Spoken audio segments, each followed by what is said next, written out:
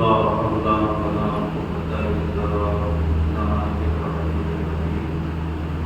أعوذ بالله من الشيطان اللعين الرجيم.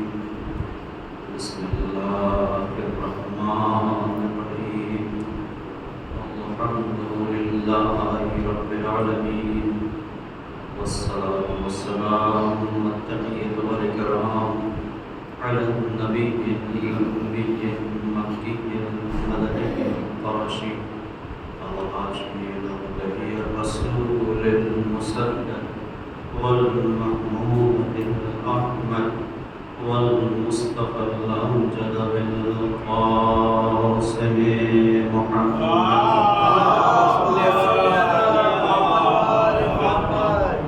وعلى آله الطيبين الطاهرين المعصومين المظلومين، لا سيما بقية الله الأعظم في الأرضين، ولعنة الله على أعدائهم أجمعين من ديننا هذا إلى قيام يوم الدين. أما بعد فقد قال الله الحكيم في كتابه الكريم. بسم الله الرحمن الرحيم. ولا تركنوا إلى الذين ظلموا فتمسكم النار وما لكم من دون الله من أولياء ثم لا تنصرون.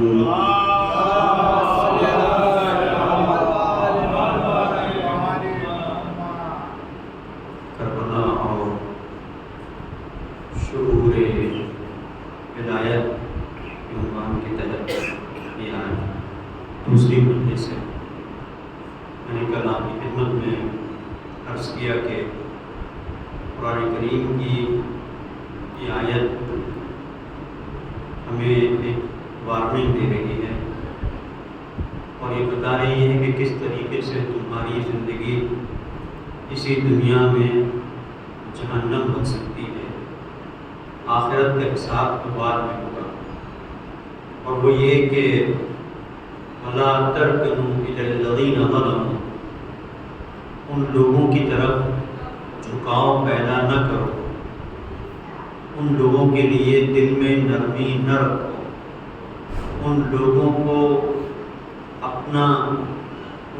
اپنی تکیہ گاہ نہ بناؤ، ان لوگوں پر تکیہ نہ کرو کہ جو ظالم الذین ظلموا جنہوں نے ظلم کیا. اور اگر ایسا کرو گے فتمسکم النار، تو تمہیں آگ دبوچ لے گی. اور اس کے بعد وما لکم من دون اللہ من اولیاء، خدا کے علاوہ اور کوئی تمہارا ولی اور سرپرست نہیں ہے. اور جب تم اس سے منہ موڑ کر ظالموں کی طرف دیکھو گے کہ وہ تمہارے پر رحم کریں، تو رحم کے بدلے وہ آگ دیں گے. وما لکم لا تنصرون، اور یہ وہ منزل ہوگی کہ تمہاری کوئی مدد کرنے والا نہ ہوگا. یعنی اگر تم اپنی مدد خود نہیں کر سکتے تو پھر راستوں کو بند نہ کرو. یہ ایک اہم مرحلہ ہے. کبھی انسان مدد اپنی نہیں کرتا ہے لیکن راستے کھلے رکھتا ہے، راستے بند نہیں کرتا، کبھی پلٹتا ہے.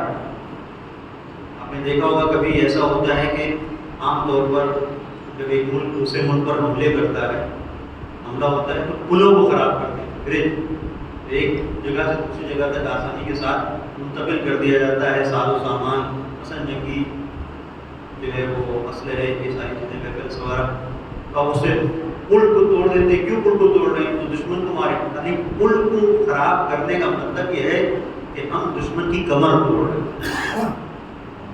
اسی لیے پلوں کو توڑ دیا جاتا ہے کہ بہت آسانی کے ساتھ انسان پہنچ جاتا ہے. پل کو توڑ دیا. یہ جو منزل ہے ظلم کی بنیاد پر خدا تک پہنچنے کے پل ہم توڑ دیتے ہیں، جس کے ذریعے سے ہم خدا تک پہنچ رہے ہیں. اور کربلا ہمیں وہ شعور ہدایت ادا کرتی ہے کہ جہاں پر ہم اپنے ولی کے پیچھے چلتے ہیں. اب ہر دور کے ظالم کو پہچاننا، ہر دور کے ظالم کو پہچاننا یہ کربلا کی بنیاد ہے. بنیادی درس ہے کربلا کا، یعنی کوئی ظالمان وقت کو پہچانے نہ پہچانے، حسینی پہچانتا ہے۔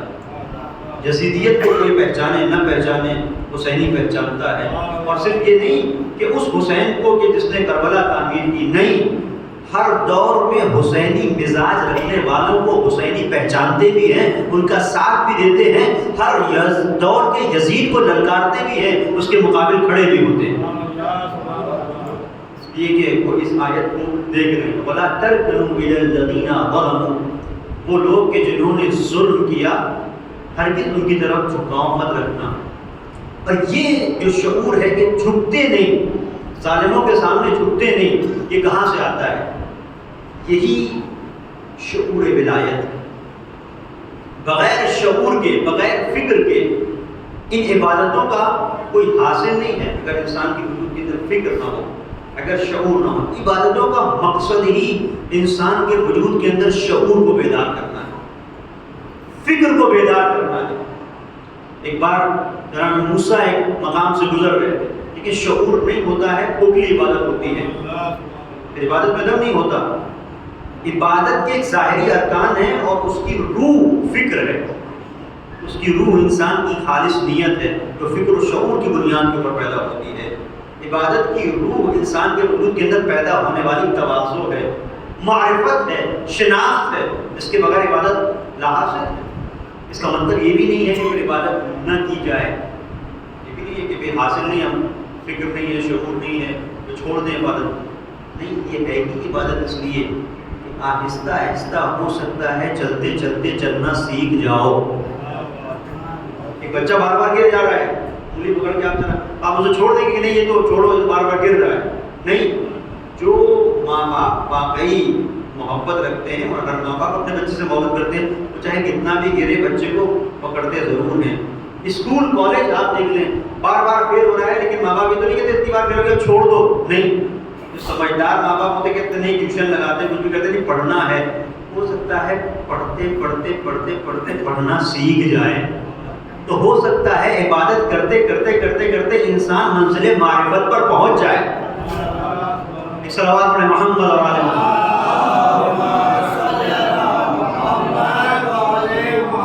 تو جناب موسیٰ کے سلسلے سے ملتا ہے کہ ایک شخص گزرے ایک مقام سے سر کو سجدے میں رکھے ہوئے، یا سبحان یا سبحان، اللہ کی حمد اور تسبیح کر رہا ہے، اور بڑی عجیب رقت آمیز کیفیت ہے۔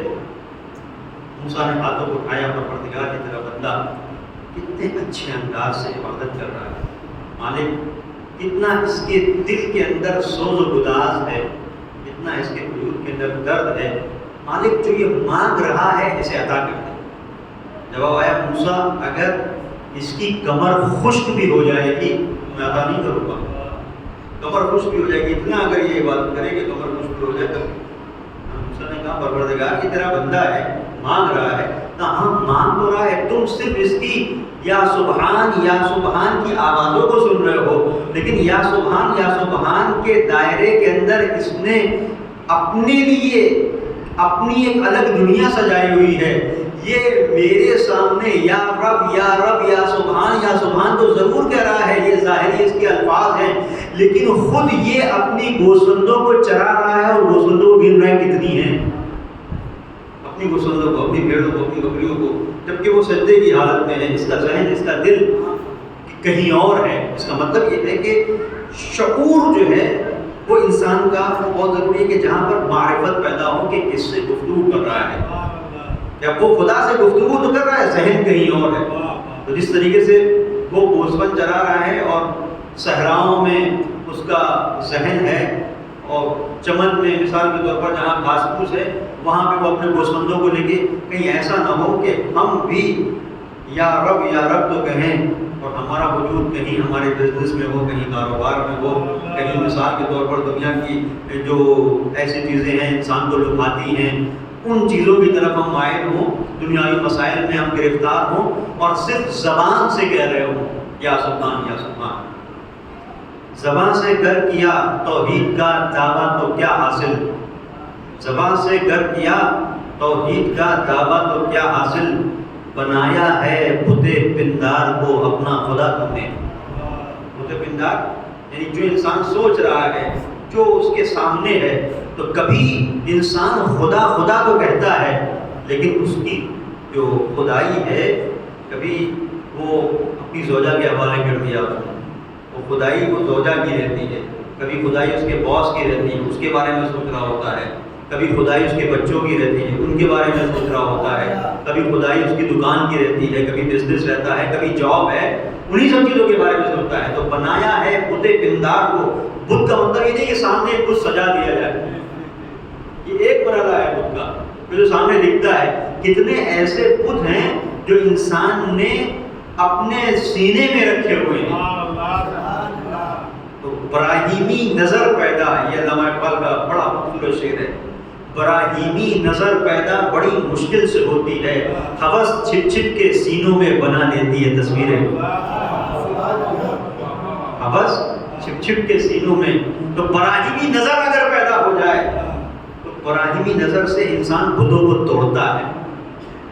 اور آپ دیکھیں یہ کربلا کیا ہے، یہ کربلا جو شعور ولایت دیتی ہے، یہ وارث ابراہیم و اسماعیل ہیں سید الشہداء.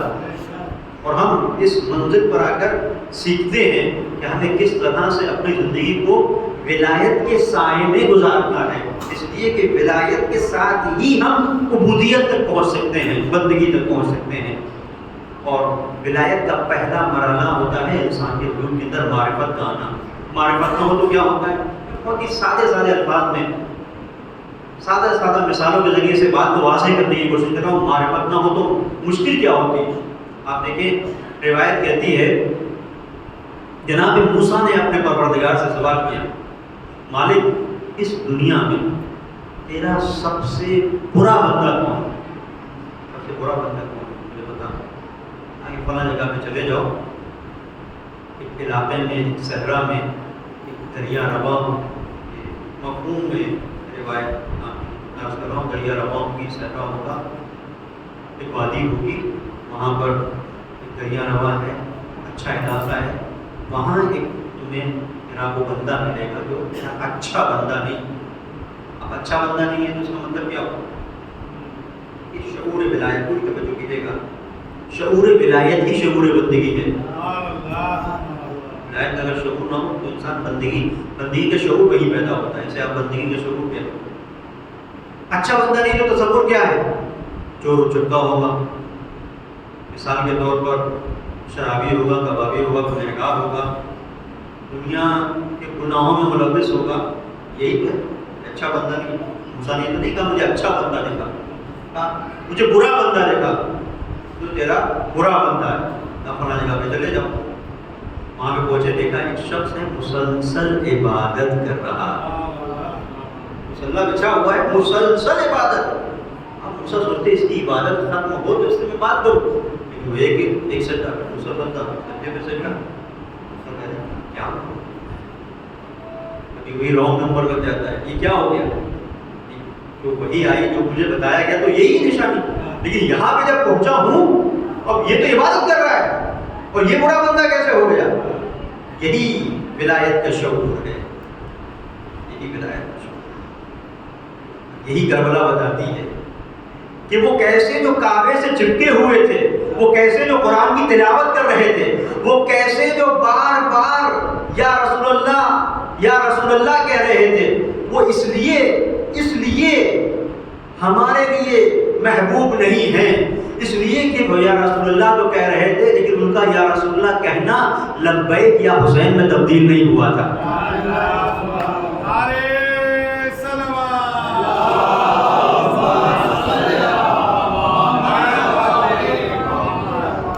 جاتا تو ان کے اندر شعور ولایت ہوتا، اور اگر شعور ولایت ہوتا تو کعبے سے نہ چپکتے، حسین کے ساتھ چلتے،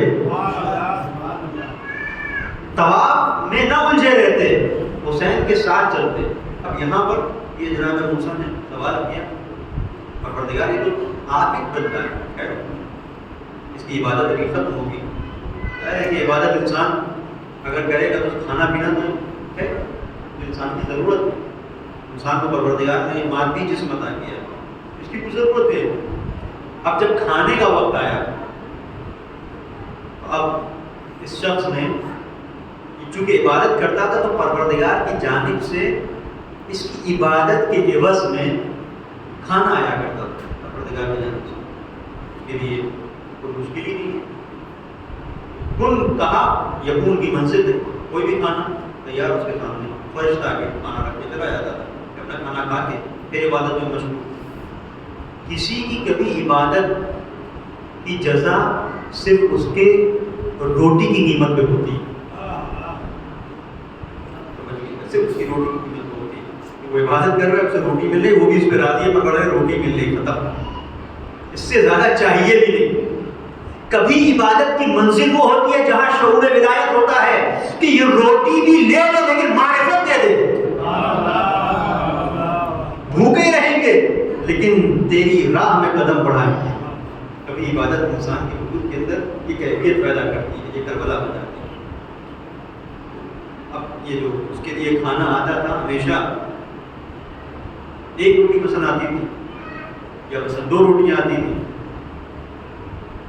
اس بار جب وہ جناب موسیٰ وہاں پر پہنچے تو 2 کھانے آئے، 2 کھانے آئے، پروردگار کی جانب سے 2 کھانے آئے. اب اس نے اس کھانے کی پوٹلی کو کھولا عبادت کے بعد، اور اس کے بعد موسیٰ کو دیکھا، جناب موسیٰ کو بھی دیکھ رہا ہے اور ہنس کے کہا، جناب موسیٰ سے خطاب کر کے کہا کہ میرا خدا کتنا اچھا ہے. آج ایسا محسوس ہوا کہ کل اسے چھٹی پہ جانا ہے، کل وہ نہیں رہے گا، تو اس نے سوچا میرا بندہ بھوکا رہ جائے گا، لہذا پہلے سے 2 کھانے بھیج دیے. کتنا اچھا خدا ہے، لیکن شکر بھی ادا کر رہا ہے، کتنا اچھا خدا ہے کہ آج اس نے 2 کھانے بھیج دیے. اس کا مطلب عبادت اس نے کی، لیکن اس کی عبادت معرفت کی اس منزل پر نہیں تھی جہاں اس کے وجود کے اندر درد پیدا ہوتا اور وہ دوسرے کے بارے میں سوچتا.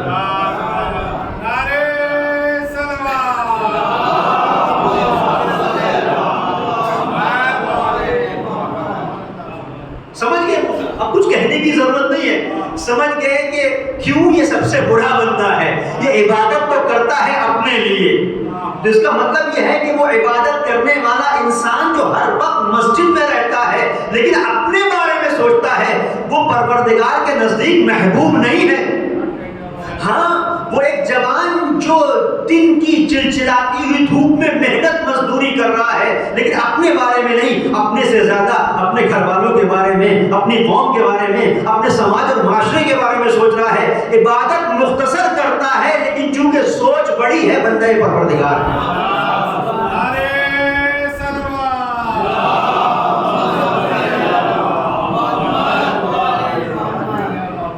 ولایت کا جو شعور ہے تو محسوس کیجیے گا. اور صرف یہاں پر نہیں، اب دیکھیں حضرت محمد مصطفیٰ صلی اللہ علیہ وسلم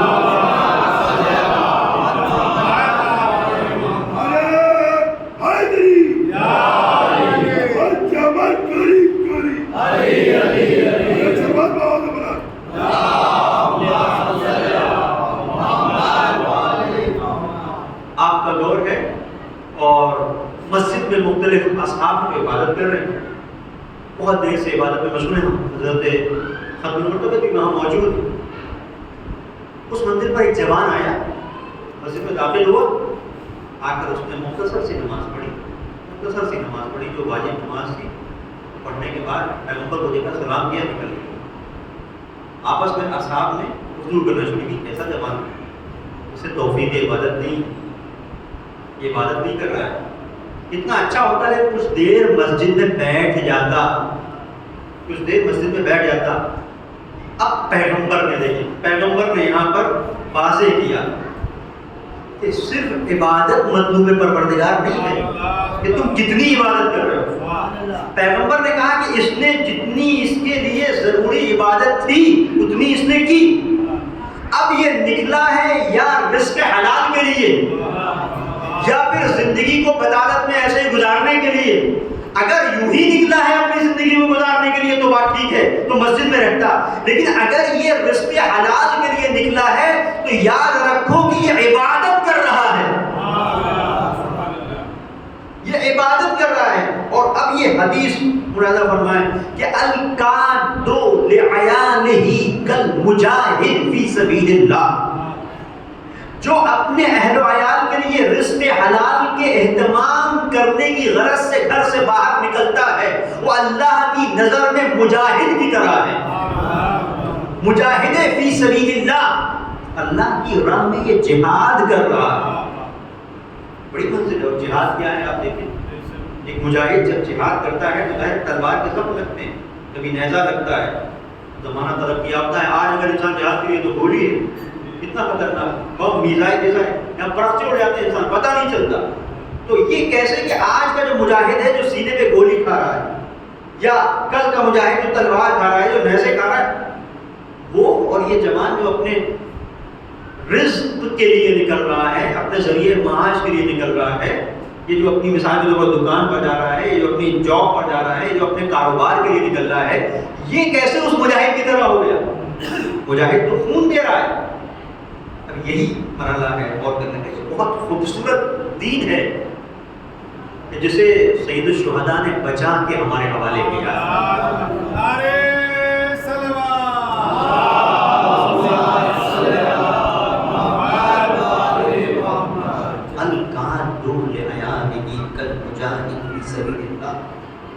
جو اپنے گھر والوں کے لیے کوشش کر رہا ہے کہ ان کو رزق حلال مل جائے، اپنا پیٹ پالنے کے لیے وہ باہر نکلا ہے، اپنے اہل و عیال کے لیے نکلا ہے، وہ مجاہد ہے۔ مجاہد تو دین کی راہ میں نکل رہا ہے، اسے تو اپنا کوئی خیال ہی نہیں ہے، وہ دین کو بچانے کے لیے نکلا ہے، اس لیے مجاہد ہے۔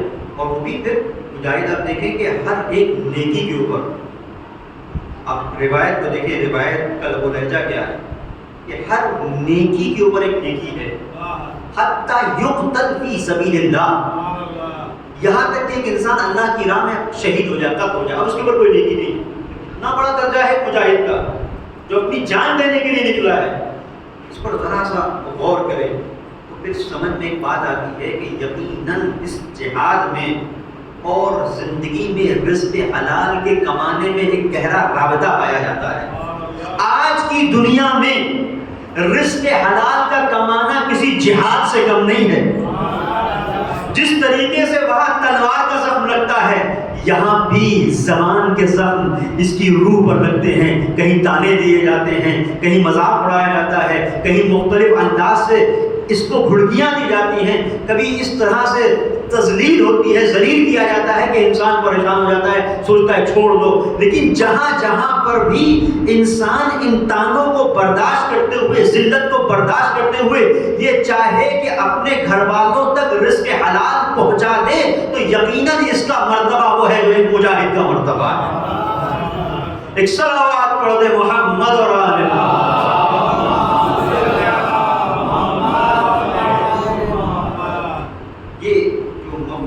عبادت ہے جسے سمجھیں، اسے ولایت کا شعور جتنا ہوگا انسان اس طرح سے سمجھے گا کہ یہ کیا مرحلہ ہے، یہ کیا منزل ہے۔ نہیں، انسان جب حق کی راہ میں قدم آگے بڑھاتا ہے تو ہر ایک قدم اس کا اتنا قیمتی ہو جاتا ہے کہ کسی بھی دنیا کی قیمتی ترین شے سے اس کا عوض نہیں دیا جا سکتا۔ اسی واقعے کی طرف پلٹتے ہیں جہاں جناب موسیٰ نے دیکھا اور موسیٰ سمجھ گئے کہ اس کا مطلب یہ ہے کہ یہ انسان سیلفش ہے، یہ انسان صرف عبادت کر رہا ہے، اس سے کوئی مطلب نہیں، پروردگار نے اسے عطا اس کے لیے رکھی ہے، پروردگار اسے عطا کرنا ہے۔ یہ مجھے نہیں پوچھ سکتا تھا کہ ہو سکتا ہے آج پروردگار نے اس لیے 2 کھانے بھیجے کہ میرے سامنے اس کا ایک اور بندہ بھی ہے، لیکن اس نے ایسا نہیں کیا۔ سمجھ گئے کہ اللہ کا بندہ ہے لیکن برا بندہ ہے، اس کا مطلب یہ ہوا کہ ایک عبادت گزار بندہ بھی اللہ کا برا بندہ ہو سکتا ہے۔ ضروری نہیں ہے کہ اللہ کا برا بندہ ایک زانی ہو، ایک شرابی ہو، ایک رشوت دینے والا ہو، ایک فراڈی ہو۔ وہ فراڈ مارکیٹ میں کر رہا ہے، افسوس یہ فراڈ مسجد میں کر رہا ہے، یہ مصلی پہ کر رہا ہے، بہت خطرناک ہے، سب منزل ہے۔ اب موسیٰ نے جب یہ سوال کیا تو اس کے بعد یہ بھی تھا کہ پروردگار یہ بھی بتا تیرا اچھا بندہ کون ہے؟ کہا وہ اچھا بندہ میرا تمہیں وہاں ملے گا تو ہل چلا رہا۔ اب دونوں کو ذرا ملائیے، برا بندہ مصلے پر ملے گا، اچھا بندہ جو ہل چلا رہا ہے، ہل چلا رہا ہے۔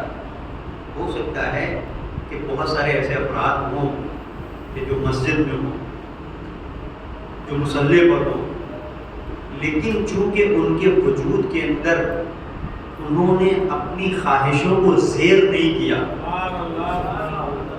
اپنی خواہشوں کو کچلا نہیں، تو انہیں پروردگار اچھا نہ کہے۔ اور ہو سکتا ہے ایک انسان صحرا میں وہ محنت کر رہا ہو، وہ محنت اس کی بظاہر محنت ہے لیکن حقیقت میں عبادت ہے، کہ وہاں پہ وہ ہل چلا رہا تھا، جناب موسیٰ پہنچے، دلیل بھی یہ ہے، جناب موسیٰ وہاں پہنچے اور دیکھا کہ اب واقعہ تقریباً بالکل انداز ایک ہی جیسا ہے، سیم انداز، وہ ہل چلا رہا تھا اور اپنا محنت مزدوری کر رہا تھا۔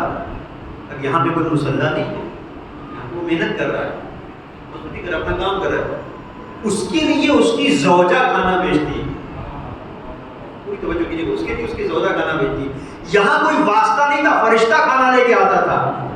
تو ہو سکتا ہے کہیں معجزہ ہو رہا ہو، لیکن معجزے کے بعد بھی انسان اس پر یقین نہ رکھتا ہو، یہاں خدا کی جانب سے کھانا آ رہا ہے، اس کے بعد بھی معرفت نہیں ہے، خدا کے ساتھ کھانا آ رہا ہے پھر بھی خدا کی جانب سے بغیر کسی اور ذریعے سے انسانی وسیلے کو استعمال کیے بغیر کھانا آ رہا ہے،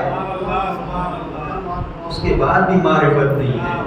اور کہیں پر ہو سکتا ہے کوئی مخلوق خدا درمیان میں ہو اور اس کے بعد بھی اتنی معرفت ہو کہ انسان یہ سوچے کہ جو کھانا آ رہا ہے اس کے ذریعے سے آ رہا ہے، حقیقت میں خدا بھیج رہا ہے۔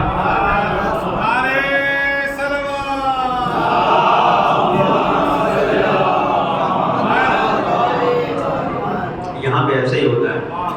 جناب موسیٰ وہاں پہنچے اور پہنچنے کے بعد وہاں پر حکم یہ تھا کہ موسیٰ اس کے سامنے چلے جاؤ، بہت توجہ کیجیے گا، وہاں پر حکم یہ تھا کہ سامنے چلے جاؤ، موسیٰ سامنے ہے اور وہ دیکھ رہا ہے، اس کے بعد بھی اس عابد نے وہ جو کھانا آیا اپنے لیے رکھ لیا کہ خدا چھٹی پہ جانا چاہتا ہے، میرے لیے 2 کھانے بھیج دیے۔ جناب موسیٰ کے بارے میں سوچا بھی نہیں کہ یہ بھی کوئی بندہ ہے۔ اور یہاں پروردگار نے جناب موسیٰ کو حکم دیا کہ دیکھتے رہنا، یہ میرا بندہ ہے، بظاہر یہ عبادت نہیں کر رہا ہے، بظاہر یہ عبادت نہیں کر رہا ہے، ہل چلا رہا ہے، کھیت جوت رہا ہے، محنت مزدوری کر رہا ہے، لیکن حقیقت میں بندہ ہے۔ اب یہاں پر حکم یہ کہ موسیٰ سامنے نہ آنا، جھاڑیوں میں چھپ گئے جناب موسیٰ، جھاڑیوں میں چھپ گئے، لیکن معرفت اس کی دیکھے، اس کی زوجہ ہر روز کھانا بھیجا کرتی تھی، 1 کھانا، آج 2 بھیجے۔ اس نے دیکھا کھول کے اور دیکھنے کے بعد ہاتھوں کو اٹھایا، پروردگار تیری جانب سے یہ کھانا آتا ہے، رزق تو دیتا ہے، وسیلہ میری زوجہ ہے، میری زوجہ نے اگر کھانا بھیجا ہے تو تیری منشا کے مطابق تیرے حکم کی بنیاد کے اوپر 2 کھانے بھیجے ہیں، یوں ہی نہیں بھیجے، اس کے دل میں اگر بات آئی ہے تو کچھ تو اس کے اندر حکمت ہوگی۔ یہ 2 کھانے اس صحرا میں، اس کا مطلب یہ ہے کہ کھانا کھانے والا اگر میں ایک ہوں تو کوئی دوسرا بھی ہوگا۔ اب یہ تلاش کر رہا ہے کہ وہ دوسرا کون ہے، ڈھونڈتا رہا، وہاں حکم ہوا تھا کہ چھپ جانا، موسیٰ چھپے ہوئے ہیں۔ ایک مرتبہ اس نے ڈنڈے کو اٹھایا اور اٹھانے کے بعد جس ڈنڈے کو لے کے یہ اپنا کام کیا کرتا تھا اسے اٹھایا اور بیت جس کو کہتے ہیں، بیت کو لہرا کے کہتا ہے بھائی جتنا ڈھونڈنا تھا ڈھونڈ چکا، اب یہ سمجھ لو کہ اب بیت چلاتا ہوا آ گیا ہوں گا، اس لیے جہاں چھپے ہو نکل کے آ جاؤ۔ جناب موسیٰ نکل کے آئے اور اس نے جناب موسیٰ سے کہا کہ یہ کھانا یقیناً تمہارے لیے ہے۔ اس کا مطلب یہ ہوا کہ شعور ولایت اب یہ منزل ہے، یہی جو میں نے آپ کی خدمت میں عرض کیا تھا کہ شعور ولایت ہی شعور بندگی ہے۔ شعور بندگی انسان کے وجود کے اندر اگر آ جائے تو انسان صرف اپنے بارے میں نہیں سوچتا، دوسروں کے بارے میں بھی سوچتا ہے۔ جب دوسروں کے بارے میں سوچتا ہے تو حقیقی بندہ اور پروردگار ہوتا ہے۔ جناب موسیٰ کو خطاب ہوا، وہ جو میرا بندہ تھا سب سے برا بندہ تھا، یہ جو محنت کرنے والا ہے دنیا میں سب سے اچھا بندہ ہے، کیوں؟ اس لیے کہ دوسروں کے بارے میں سوچ رہا۔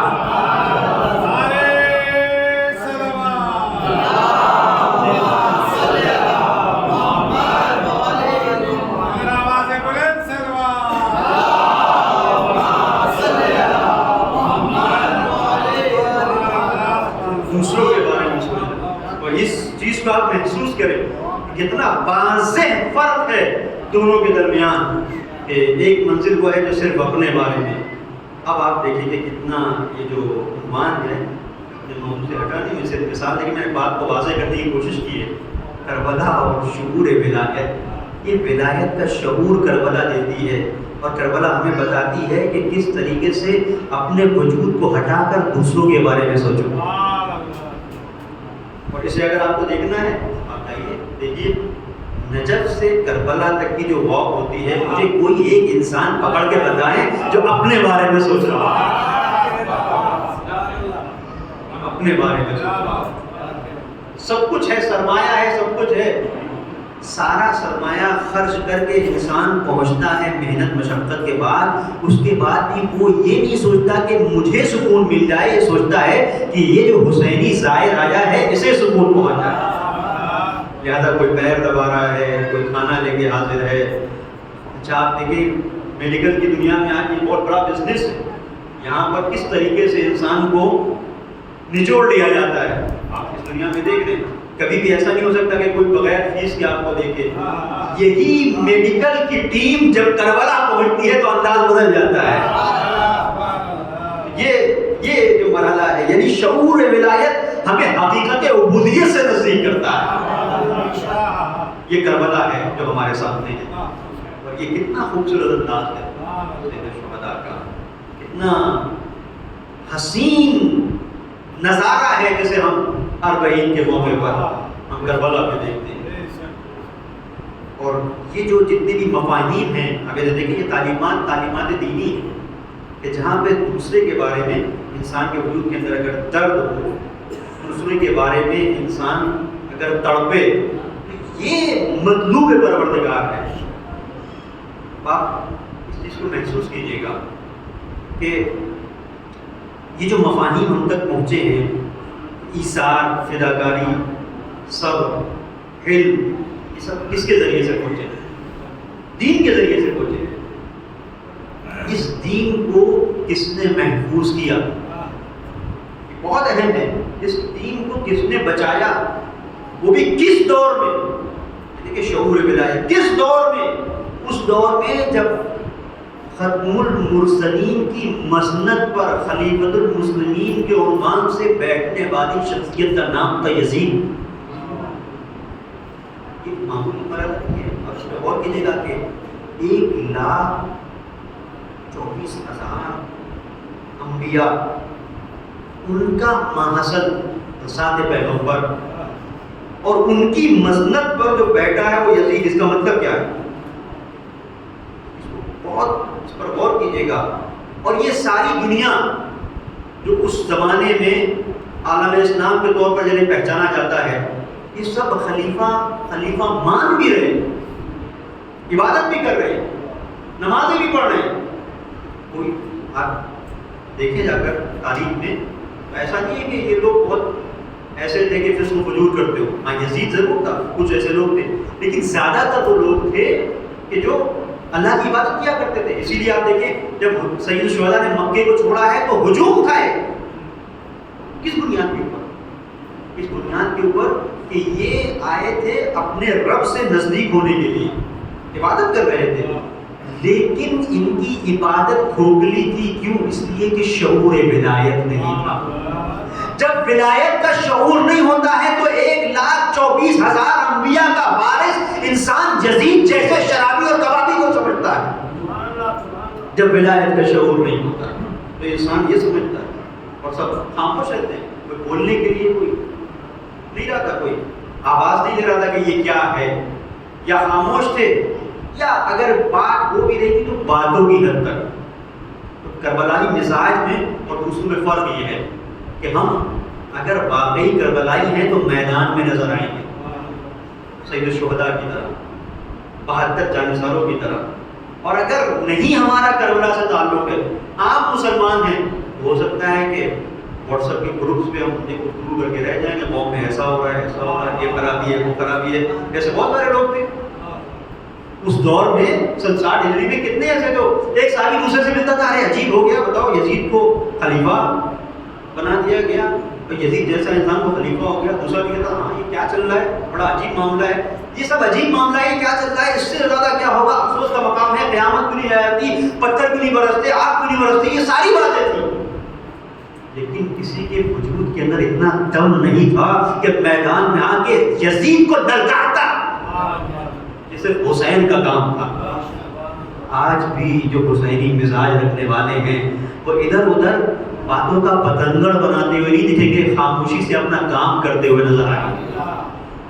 آج اگر ضرورت ہے اس قوم کو تعلیم کی، اس قوم میں اس بات کی ضرورت ہے، جیسے میں نے کل آپ کی خدمت میں عرض کیا تھا کہ تعلیمی ساکھ گر رہی ہے، کتابوں کے سلسلے سے مطلق طور پر افسوس کا یہ مقام ہے کہ کوئی بھی قوم آگے نہیں بڑھ سکتی اگر کتاب خوانی اور مطالعے کا شوق نہ ہو، اس لیے کہ جو ظاہری غذا ہے وہ یہ ظاہری غذا ہے ہمارے جسم کے لیے، ہمارے بدن کے لیے، ہماری روح کی غذا کا نام علم ہے۔ یہ روح کی غذا کہاں سے حاصل ہوگی؟ یہ کتابوں سے حاصل ہوگی۔ اب آپ دیکھیں کہ کتنی ایسی جگہیں ہیں، کتنے ایسے مقامات میں دوسرے لوگ ہیں لیکن ان کے یہاں گھروں میں لائبریریاں ہیں، لائبریریاں ہونا ایک الگ منظر ہے، ہونا ایک الگ بات ہے، ہونا لائبریری ہونا بعض لوگوں کے شوق کی بنیاد کے اوپر ہوتا ہے۔ ایک صاحب کے ان کے یہاں لائبریری کی کتاب جو ہے کوئی لے گیا تھا تو اب ان کی وہ جگہ خالی ہو گئی، تو مارکیٹ میں جا کے وہ کتاب ڈھونڈتے تھے، وہ کتاب فروش آپ کہتا ہے کس موضوع پہ کتاب چاہیے، بولے موضوع پہ نہیں چاہیے، مجھے سائز بتا رہا ہے، اس سائز کی کتاب چاہیے، چونکہ گھر میں لگانا ہے سائز۔ تو جو قوم کتابوں سے کھیلنے لگے اس سے ظالمین کھیلنے لگتے ہیں، نظام ظلم بھی اس سے کھیلنے لگتا ہے۔ پتہ ہے کوئی اس کے پاس کچھ نہیں، جبکہ ہمارے پاس اتنا بڑا سرمایہ۔ اور کسی نے بڑی اچھی بات کی، بات یہاں تک آ گئی جو میں کہہ رہا ہوں، بڑی اچھی بات یہ ہے کہ یہ جو ہمارے یہاں کتابوں کا شوق نہیں پایا جاتا ہے، کتاب پانی کا، مطالعے کا، جبکہ آج کل مسائل ہیں۔ ایک زمانہ تھا جہاں پر کتابیں پرنٹ ہی ہوا کرتی تھی، قلم سے لکھی جاتی تھی، کاپی بھی ہوتی تھی تو ایک شخص جا رہا اس کو لے کے لکھتا تھا، تب جا کے ہوتی تھی۔ میں نے کل آپ کی خدمت میں مثال پیش کی، علامہ امینی کی، ایک کتاب کو ڈھونڈنے کے لیے کہاں سے کہاں قلمی نسخے ہوا کرتے تھے، بڑی مشقت، لائٹ نہیں تھی، روشنی نہیں تھی، اس طرح سے مشقت کے باوجود لوگ کتاب سے وابستہ تھے، چونکہ کتاب سے وابستہ تھے تو حقائق تک بھی پہنچتے تھے۔ آج جو بھی ہمارا علم ہے وہ سماعی علم ہے۔ سماعی علم کا مطلب کیا ہے کہ میرا جیسا انسان فرض کریں کہ جو ممبر پر بیٹھا ہوا ہے اور کچھ باتوں کو بیان کر رہا ہے، اب سب اس کے بھروسے ہے وہ ہمیں کیا دے رہا ہے، کتنا اس نے پڑھا ہے، کتنی اس نے کتابیں دیکھی ہیں، کیا اس نے حاصل کیا ہے، جو حاصل کیا وہی تو دے گا، اور کچھ تو نہیں ملے گا۔ شعور ہے، فکر ہے، جتنی بھی چیزیں ہیں بغیر کتاب کے مطالعے کے نہیں ہو سکتی۔ آپ اس چیز کو ذرا محسوس کیجیے گا، حساس مرحلہ ہے کہ جہاں پر کسی نے بڑی خوبصورت بات کہی کہ اس کی ایک وجہ، آپ کبھی غور کریں کہ یہ کتابیں ہمارے یہاں پڑھنے کا رواج کیوں نہیں ہے، کہنے والے بڑی خوبصورت بات کہی کہ چونکہ اس قوم کا مزاج یہ ہے کہ اس چیز کی طرف جاتی ہے جہاں پر ثواب ہو۔ اگر کوئی حدیث ہوتی ہے ایسی کہ جو کتاب پڑھے گا اتنا ثواب ملے گا، اتنی مشکلیں اس کی حل ہو جائیں گی، اتنی پریشانیاں دور ہو جائیں گی، تو جھک جھک کے کتاب پڑھ رہے ہوتے ہیں، جھوم جھوم کے پڑھ رہے ہوتے ہیں۔ لیکن کتاب کیونکہ زندگی کو سنوارتی ہے، پوری زندگی کو بناتی ہے، اور ہمیں اس کا اندازہ نہیں، ہم چھوٹی چھوٹی چیزوں کی طرف ہیں، یہ مشکل حل ہو جائے، وہ قرض ادا ہو جائے، وہ رزق میں اضافہ ہو جائے، یہ ساری چیزیں اگر کتاب کے ساتھ بھی ایسا ہوتا، ظاہر ہے کہ ہم ظاہری چیزوں کی طرف ہیں، یعنی ہمارے وجود کے اندر وہ گہرائی پائی ہی نہیں جاتی۔ کتاب پڑھیں گے تو علم حاصل ہوگا، علم حاصل ہوگا تو صرف ہم اپنی مشکلوں کو حل نہیں کریں گے، دوسری قوم کی مشکلات کو حل کرنے کا ذریعہ بن جائیں گے۔ دوسری قوم کی مشکلات کو ہم دور کریں گے، حل کریں گے، اور اس شعور کو جہاں پر جن لوگوں نے حاصل کر لیا اس کو آپ دیکھیں۔ میں آپ کی خدمت میں نمونہ پیش کرتا ہوں،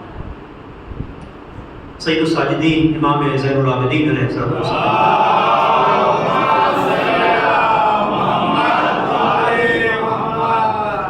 آخر وقت میں جب آپ وصیتیں کر رہے ہیں، آپ اپنے بیٹے کو بلایا، امام محمد باقر علیہ السلام،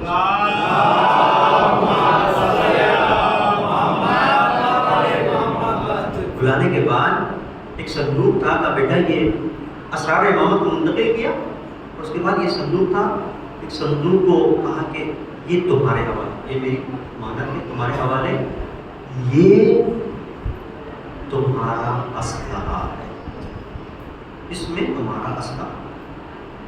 تاریخ حیران ہے کہ یہ کون سا اسلحہ منتقل ہے؟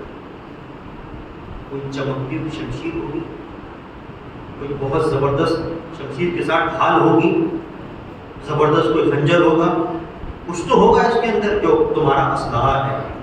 لیکن جب اس صندوق کو کھولا گیا تو اس کے اندر خدا کی کتاب تھی اور کچھ کتابیں اور تھیں، کتابیں تھیں۔ اس کا مطلب کیا ہے؟ امام نے خاموشی کے ساتھ آنے والی نسلوں کو یہ میسج دیا کہ اگر تمہارا تعلق کربلا سے ہے، فکر کربلائی ہے، حسینی ہو، تو ظاہری اسلحوں پہ اعتماد نہ کرنا، تمہارا حقیقت میں اسلحہ تمہارا علم ہے، تمہاری کتابیں ہیں۔ اور اسلحہ نہیں ہو تو آپ لڑ نہیں سکتے، اسلحہ نہیں تو آپ لڑ نہیں سکتے۔ سامنے والی جو بھی قوم ہے، اگر آپ کے مقابلے پر کوئی ہے دشمن، وہ مات کر دے گا، وہ شکست دے دے گا، تاکہ وہ اسلحہ نہیں، خالی ہاتھ لڑا نہیں جا سکتا۔ اب ہر دور میں ہر زمانے کا اسلحہ الگ ہے اور ہر زمانے کا میدان جنگ بھی الگ ہے۔ یہ رہبر انقلاب اسلامی نے بڑی خوبصورت ایک جگہ پر بات کی ہے نے کہ انسان کو پہچاننے کی ضرورت ہے کہ اس کا محاذ جنگ کہاں پر ہے۔ کسی کا محاذ جنگ قلم ہے، کسی کا محاذ جنگ زبان ہے، کسی کا محاذ جنگ اکنومی اقتصاد ہے، کسی کا محاذ جنگ بزنس ہے، کسی کا محاذ جنگ۔ ہر ایک انسان کے اندر پروردگار نے خاص صلاحیتوں کو رکھا ہے، ان صلاحیتوں کو اللہ کی راہ میں استعمال کرنے کے لیے ضروری ہے کہ انسان اس بات کو یقینی بنائے کہ اس کا دشمن کہاں سے حملہ کر رہا ہے۔ کہیں پر ہماری جو وار ہے، ہماری جنگ ہے، وہ کلچرل وار ہے، تو کلچرل وار میں ہم ہیں بھی کہ نہیں ہیں کہیں پر، اور ہیں تو کس انداز سے ہیں، اس پر توجہ کی ضرورت ہے۔ ولایت کا شعور ہمیں اس منزل پر پہنچاتا ہے کہ جہاں انسان کو پتہ ہوتا ہے کہ کب کس سے لڑنا ہے اور کیسے لڑنا ہے۔ دشمن کون ہے، وہ دشمن کو پہچانتا ہے، وہ غلطی نہیں کرتا، وہ دوستوں کو دشمن نہیں بناتا۔ جہاں دوستوں کو دشمن بنایا جانے لگے وہاں سمجھ لینا چاہیے کہ شعور ولایت تو بہت دور، اس کے حدود کے اندر ذرہ برابر بھی، رتی برابر بھی شعور نہیں پایا جاتا۔ اگر شعور پایا جاتا تو چھوٹی چھوٹی باتوں میں یہ دشمنیوں کو بڑھاوا نہ دیتا، آپس میں دشمنیوں کو ختم کرتا، لوگوں کو ایک پلیٹ فارم پر لانے کی کوشش کرتا، اور اس کی کوشش یہ ہوتی کہ متحد ہو کے ہم آگے بڑھیں۔ یہ جو پیغام ہے یہ بہت اہم ہے کہ انسان متوجہ ہو کہ اسے کب کیا کرنا ہے۔ صحیح فیصلہ اگر انسان نہ لے سکے پھر لعنتوں کا مستحق قرار پاتا ہے۔ حبیب بن مظاہر بھی کوفے میں ہیں اور دوسرے لوگ بھی کوفے میں ہیں، لیکن مزاج امامت کو پہچانتے ہیں، ولایت کا شعور ہے۔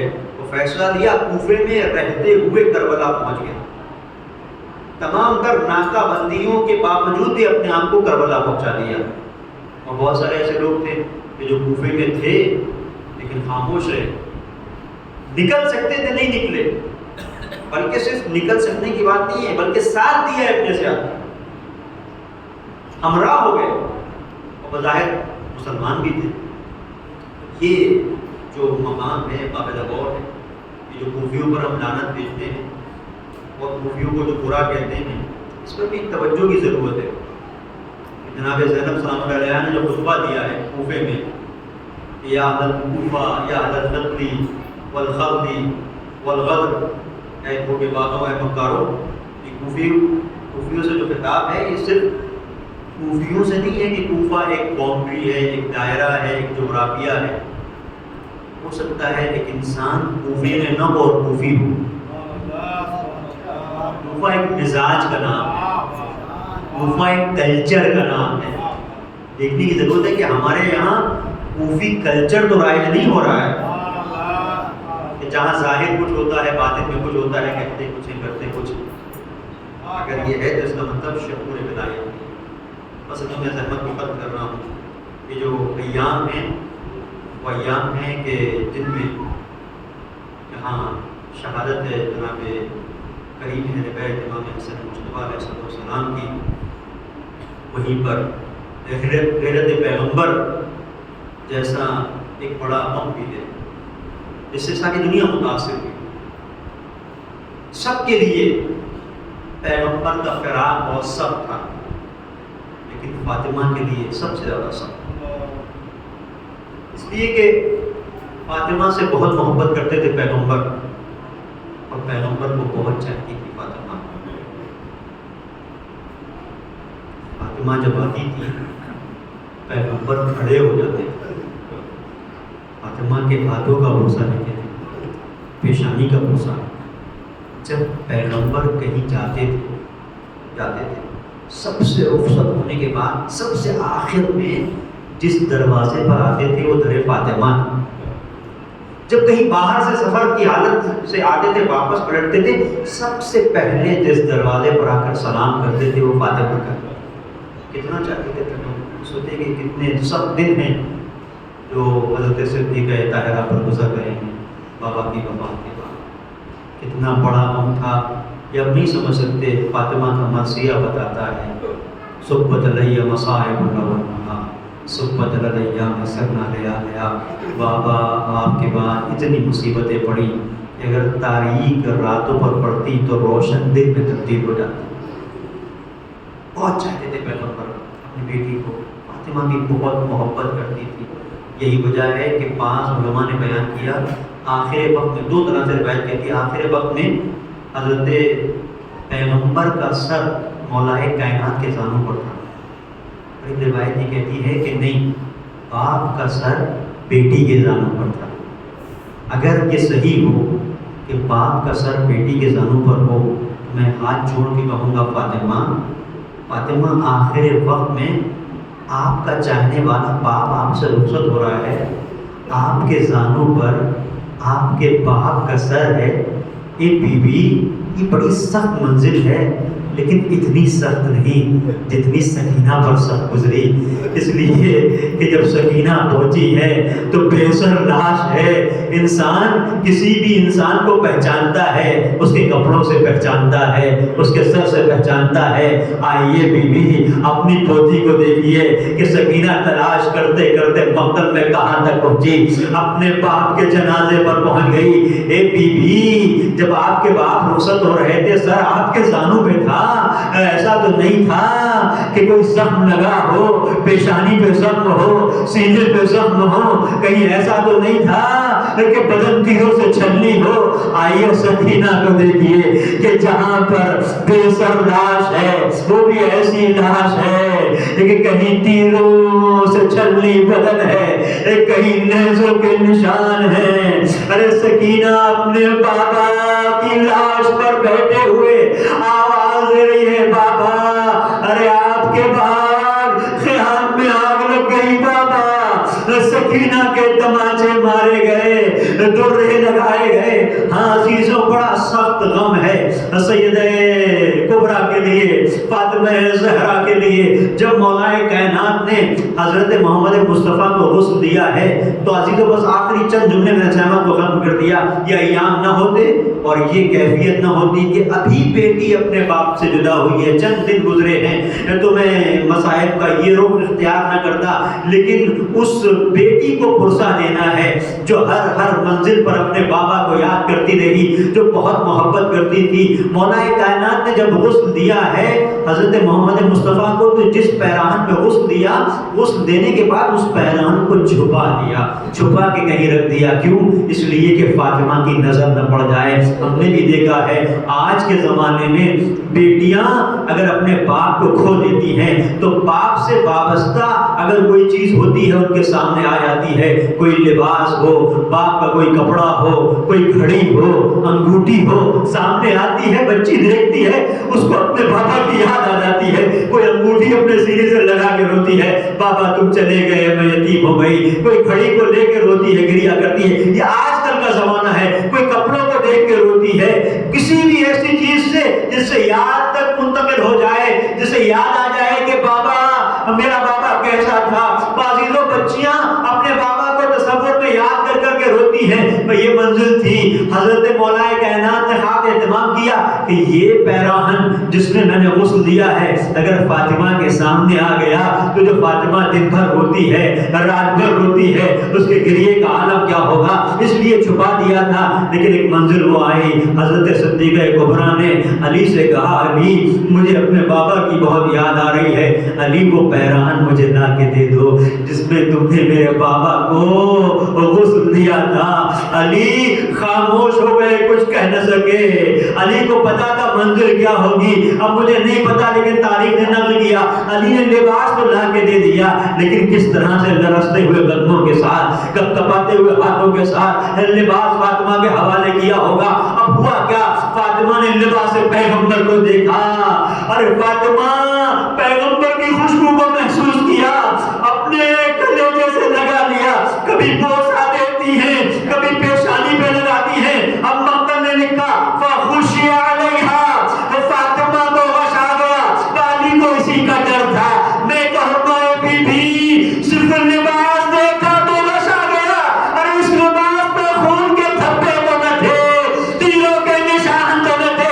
آئیے اس ننھی سکینہ سے پوچھئے کیسے اس نے اپنے آپ کو سنبھالا جب بابا کی لاش میں پہنچی۔ بتوا آگا پھپھی اماں، ارے کیا یہی میرے بابا کی لاش ہے؟ ہر بچی جب اپنے باپ کے پاس پہنچتی ہے، جب اظہار محبت کرتی ہے، کبھی پیشانی کا بوسہ لیتی ہے، کبھی رخساروں کو چومتی ہے، کبھی لبوں کا بوسہ دیتی ہے، لیکن یہاں پہ سکینہ آئی تو بے سر لاش تھی۔ عزیزوں کا سکینہ کا دل نہیں چاہتا ہوگا بابا کی پیشانی کا بوسہ لے، لیکن ظالم سر کاٹ کے لے گئے، پیشانی کا بوسہ کیسے لے؟ سکینہ کا دل کیا نہیں چاہتا ہوگا، ارے اتنی دنوں کے بعد بابا ملا ہے اور رخسار کا بوسہ لے لے، لیکن سر نہیں ہے تو رخساروں کا بوسہ کیسے لے؟ بتا دیا سکینہ نے کٹی ہوئی گردن اور رنہائے بریدہ پہ اپنے لبوں کو رکھ دیا۔ من الذی ایتمنی علی صغر سنی، اے بابا ارے بچپنے میں کس نے کم سنی میں یتیم کر دیا؟ من الذی قطع وریدا، اے بابا آپ کی رنہائے گردن کو کس نے کاٹ دیا؟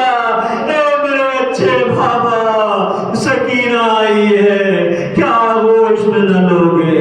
سیعلم الذین ظلموا ایام منقلبون انا للہ وانا الیہ راجعون۔